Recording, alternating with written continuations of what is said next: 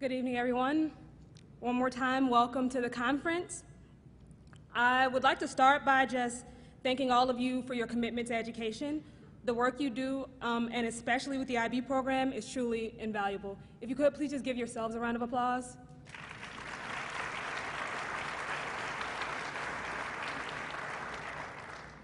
So, I am an 8th grade teacher.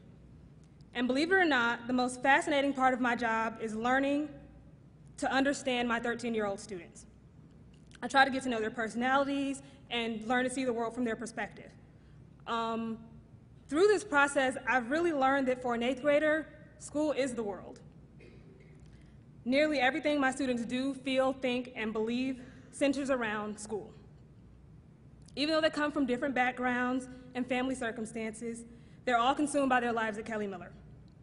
They spend hours each day developing excuses not to do classwork, they stress profusely over exams and papers, and they stay after class for tutoring before going to softball and basketball and cheerleading practice. Many of them don't go home until 7 o'clock, and when they get there, they call and text each other to talk about what happened at school that day.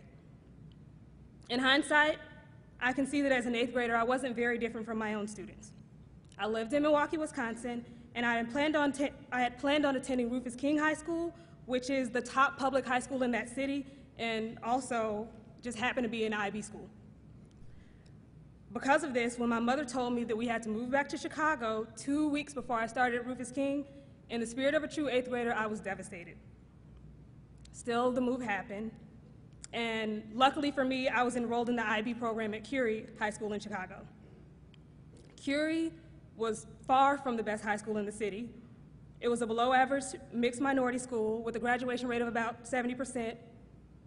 It's also a Title I school, but despite these many shortcomings, Curie has a phenomenal IB program. From the beginning, the education I received at Curie surpassed all of my expectations. Somehow, that IB program created a passionate scholarly environment within a school that was often complacent and chaotic. I had friends that attended other schools in the city, but being in the IB program allowed me to receive an education that I thought was at least as good as theirs. I definitely didn't feel disadvantaged. Beyond just the quality of the education, the IB program also was a refuge from the world around me. Chicago life is tough, and I grew up in tough circumstances. My mother struggled with depression and a drug addiction throughout my life, and when I was a sophomore in high school, she became incapable of supporting a household. So, when I was 15 and just beginning my sophomore year at Curie, I had to move out on my own. I spent the next couple years living with family members and friends and in shelters, sort of wherever I could be to be stable for a few weeks. But the IB program honestly didn't allow me to use those circumstances as an excuse. Furthermore, the IB program was my anchor during that time.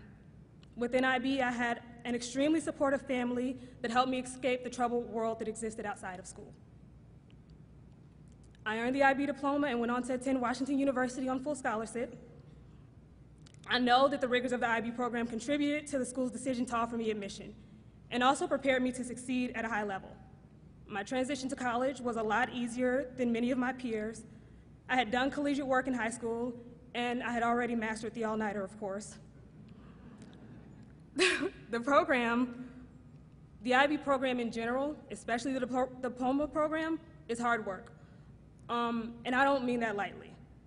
When I was in high school, I worked a full-time job and attended high school. I added my second major during the last year, during my senior year of college, and I ran a marathon when I was in high school. I know hard work, and I can say confidently that finishing the IB program ranks near the top. But the hard work paid off, and it helped me become a better-rounded person. While I was in the IB program, I chose to be a visual art major for my cultural elective. I didn't have much prior artistic experience or skills. Bluntly, I was a terrible artist. But my art teacher worked me as hard as she worked all of the other students in the class, some who were very skilled artists. I learned the art of dry brushing and cross-hatching. I had to learn and memorize all of the art periods and movements, and I struggled. For me, it was one of the first times that being smart wasn't good enough.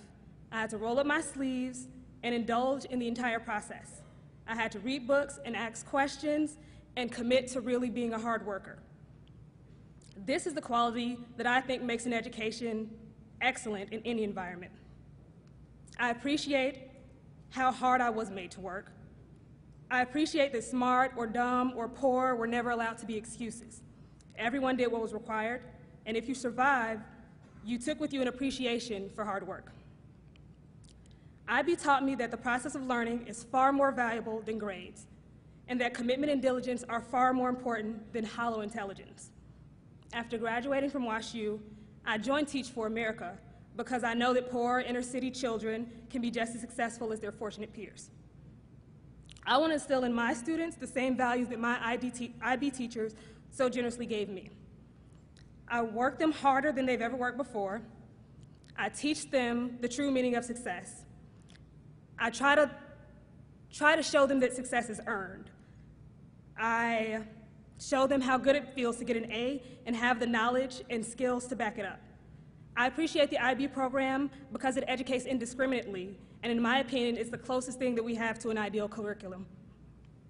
I finished my first year of teaching and was fortunate enough to send a handful of my students to pre-IB programs in Washington, D.C.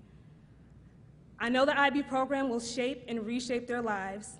It will teach them new ways to view the world, and regardless of the state of the D.C. education system, I'm confident that these students, if they're diligent, will successfully complete the program and be successful in whichever field they choose. I know that now they're in great hands. I'd like to thank you all again for giving my students and also myself that opportunity.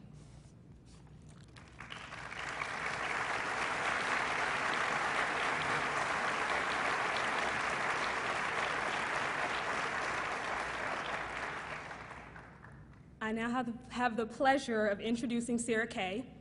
Sarah Kay is a spoken word poet from New York City. She began performing her poetry when she was only 14 years old.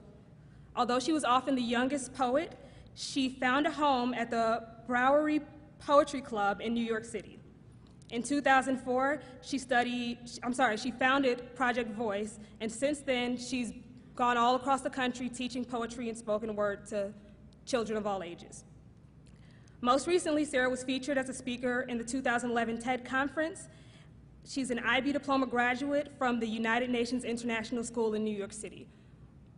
Just as a note, if anyone wants to meet with Sarah to learn more about Project Voice after her speech, please meet her downstairs in the lobby at the IB desk during the reception. So it's the one when you first came in the door that's off to your right. She'll be right there at the desk waiting for anyone that has questions or wants more information.